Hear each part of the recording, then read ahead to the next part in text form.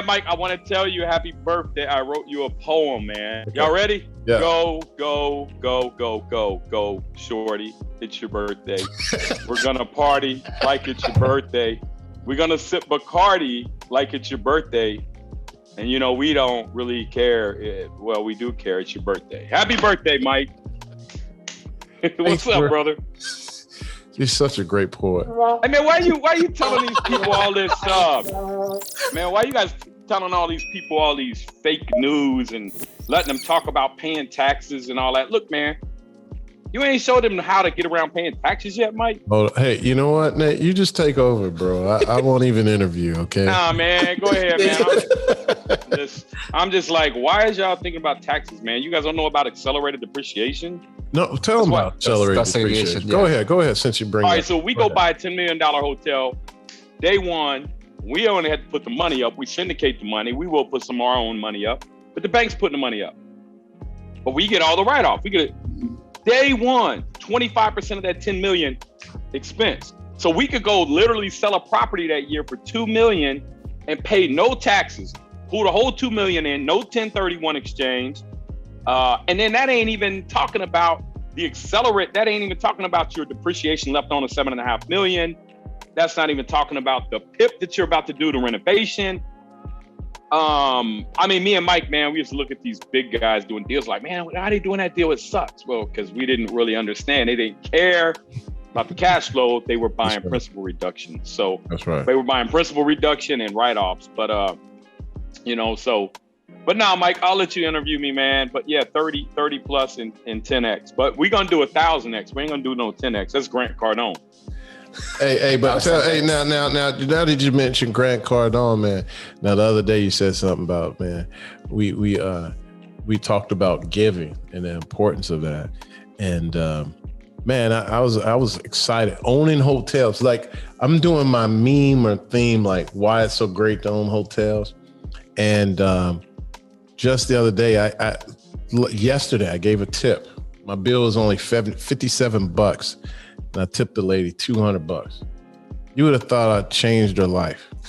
She like melted right there. And then I did it the week before that. It's my birthday, man. We just giving. But I did that even before that, not even knowing it, man. And I got it back that quick. Yeah, always. And one thing about giving is it's teaching you not to be in love with money. See, loving money is the sin. Yeah, it's the root of all evil. And so when you're able to give and you plant it in good seed or just the idea, the vision with people that could utilize it, it comes back multiple. And so it's teaching you how to be disciplined, how to sacrifice, and know that it's coming back. I'm all about the mindset. But you said something like, man, we do more than Grant Cardone. Right? You got somebody that does more than 10X. Man, hey, because I was sitting there, when I was broke, bankrupt. I was bankrupt 8 years ago, guys. And I remember the pastor talking about, yeah, whatever you give, going to come back tenfold. And I'm like, so I got to give 100,000 to get $1 million? I was like, dang, I need more than $1 million. And then, so it was like Jesus, like Grant Cardone can 10X, but Jesus can 1,000X. And it was like, man, it just was like, you cannot outgive Jesus. But you got to be careful giving them big tips away, guys. So Mike can do that because he got plenty of passive income. And the Bible, it also starts, it talks about a fool and his money will soon part. So how much money did you part with? No, I'm just kidding, Mike. So, it's out of an abundance. And that's what Mike's giving out of. It's out of an abundance. So, but yeah, it is really having faith in God that he's going to provide for you. That's right. Now, look, man. And one thing, Mike, I'm gonna leave your audience too. Someone was like, Nate, you're so persistent. I said, man, I said, man, I'm not persistent. And they said, what do you mean? I said, I have faith, right?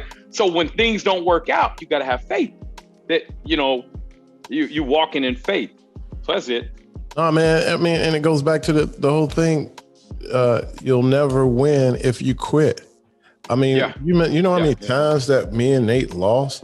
And you know what? One of the things hanging around Nate, him and Jim was the reason, like I was already believing, but to see these guys in action, like you talking about some struggles. Like I'll never forget one time they just spent $18,000 in an auction to win these 2 properties in Avondale. And that was a lot of money to us back then. Yeah, we ain't had no money. That was money. All the money. Yeah. That was all the money they had. Yeah. They had just flipped the deal and came up with $18,000 paid cash. And next thing you know, I think I'm over there, Jim's over there, and there's like a notice the building is taped up in yellow, like they're about to demo it. We was like, yo, they're about to demo the building. And Nate's like, what? And then he gets Jim on the phone. Hey, Jim, they're going to tear down our building. And then they start laughing. I'm like, what the hell is wrong with y'all? What you going to do, man? They start laughing. Hey, Jim, you know anybody wants to buy some bricks? We're going to have a whole lot of them.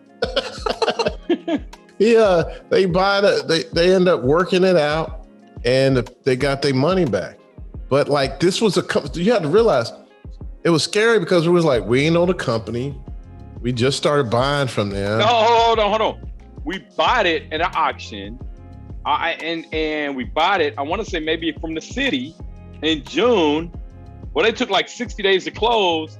The day we closed, we went out there and it was yellow tape around it and like a gate. And we were like, was someone renovating our place? And it was like notice of demolition.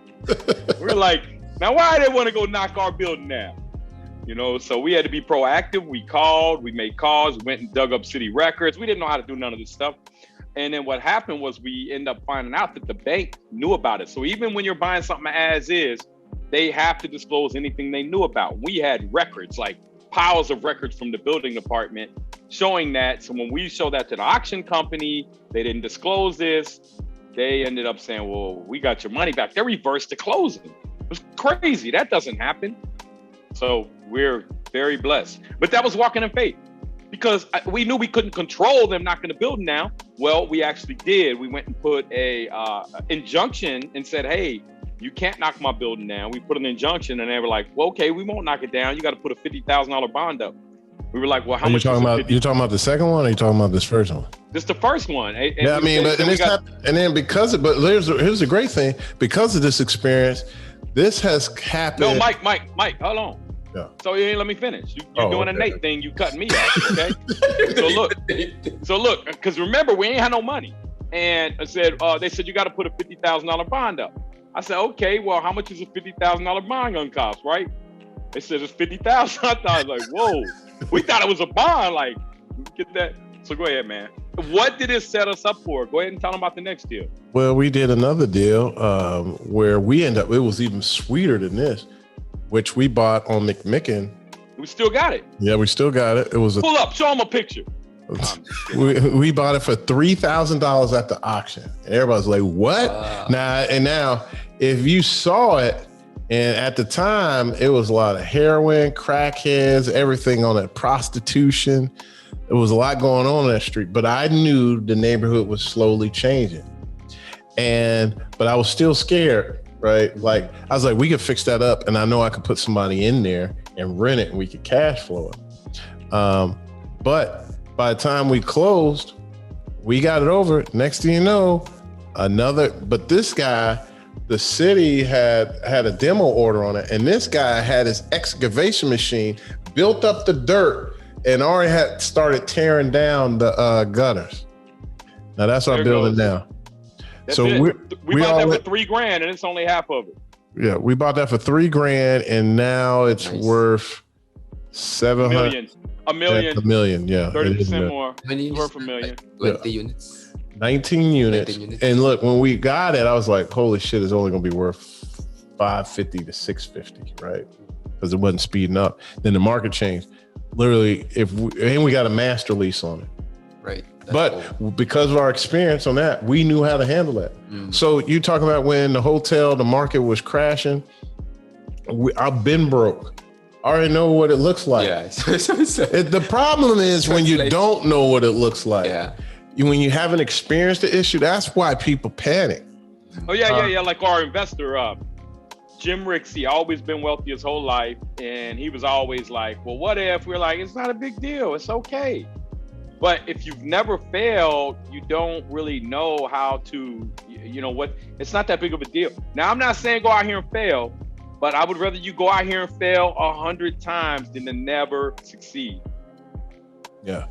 I mean, failing, all it is education. It could be expensive. Yeah. I received a $400,000 education and I didn't even go to Harvard. Yeah. How about you finish your degree in 2 years? But the plus side about it is now we're doing a $70 million project that's probably going to be worth more than that. Yeah, definitely.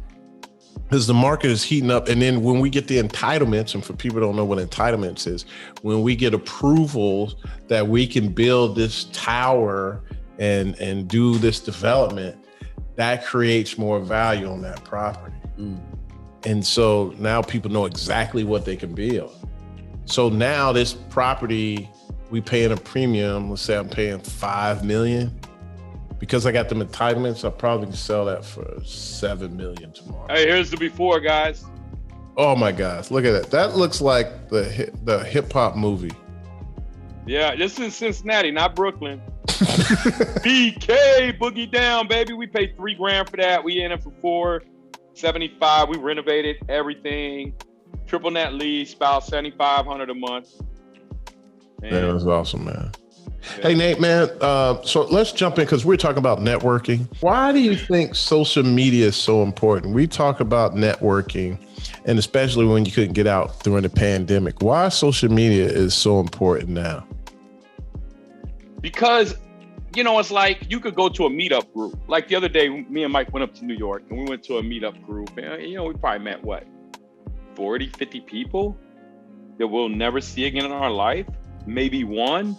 Well, with social media, you're on there every day and you're getting to know these people, and they're all across the country and they have things in common with you, and they begin to understand who you are, and you meet people that need what you have, and you meet people that have what you need. So you're connecting with people. It wasn't like that, 10, 15 years ago. It was like, hey, we need to make some money. We need to raise some money. It's like, well, let's start setting up lunch meetings, and they're more expensive. I mean, I ain't saying it's expensive, but they're $100 a meeting, and you meet one or two people. Now you got social media. You come on a Bird group, or you come on Mike's apartment investing group. Man, we got over 100,000 people between them two groups, and you on there. Now we don't let people syndicate capital out of there, but we got a private group. If you buy the course, we got a private group. And you can go in there, and that's where we're linking everybody up at. So we're going to give you all the resources that you need. That's why it's important, because, and even the loan that me and Mike just got, we got a company to raise $27 million. Mike, we were almost spent the whole $27 million. And I called the guys, they said, hey, don't worry about it. We just raised another $50 million, 100% financing. So that's part of being part of the group. One of the things that you guys get.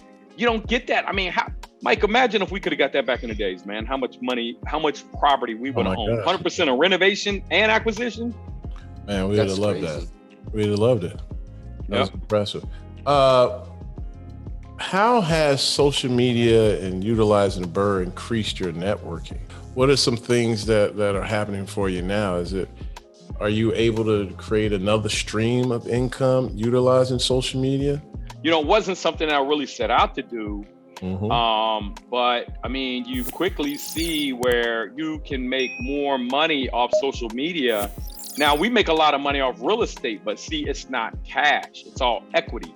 So me and Mike may go grow our equity, $5 or 10, 15, $20 million in 1 year. And that goes towards your net worth, but that does not go in your pocket. Social media is money. It's like instant money. Like, you could be broke today and you could make $1 million this month. It's that quick. And I'm going to tell you this, social media is Bitcoin in 2012. We are just at the beginning of it. And to give you a point, I was like, hey man, so we got all this, we got all that. We need to hire, this is what we need to hire. And it was my vision, right? And then we were like, well, that person doesn't exist yet. And we're like, what? And me and Mike and Matt, social media guy, Matt, like, it doesn't exist yet. And like, what do you mean it doesn't exist yet? We were like, it's too new. And I was like, whoa, I didn't even realize that. You're right now at ground zero, and it's not even nowhere near ramped up, man. It's about to ramp up. And if you have influence, you can make a lot of money through affiliate links. Mhm. You know, and so it's insane, Mike. You know the amount of money, man. It's insane.